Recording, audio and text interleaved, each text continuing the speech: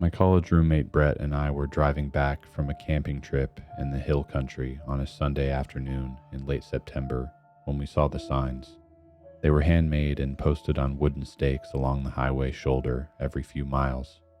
A community fair and revival, that Sunday only, a few miles off the main road. Brett wanted to stop. We had time and we were hungry, and the signs mentioned food vendors. I had no particular reason to say no. We turned off the highway into a 2-lane farm road and drove about 3 miles before we saw the field. It was a decent sized setup, maybe 30 or 40 stalls and tents, a small stage at the far end, and a handful of food trailers along the entrance.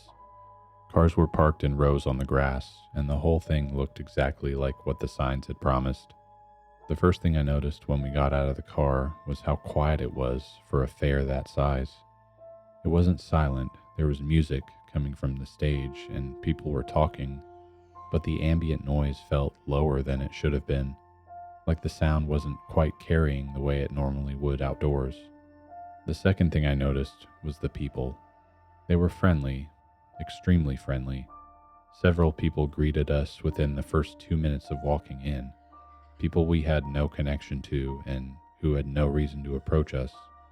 A man selling honey shook our hands and asked us where we were from. He asked if we had family in the area, and he asked it with a warmth that felt slightly over-calibrated. A woman at a craft stall touched Brett's arm while she talked to him in a way that strangers don't usually do within the first 30 seconds of meeting. Brett found it charming, but I found it a little creepy. We got food and walked to the stalls, and for about 30 minutes, it all seemed genuinely fine. Then Brett told me he was going to go look at some woodworking at a stall near the back, and I stayed near the food area, and that was when things started to shift.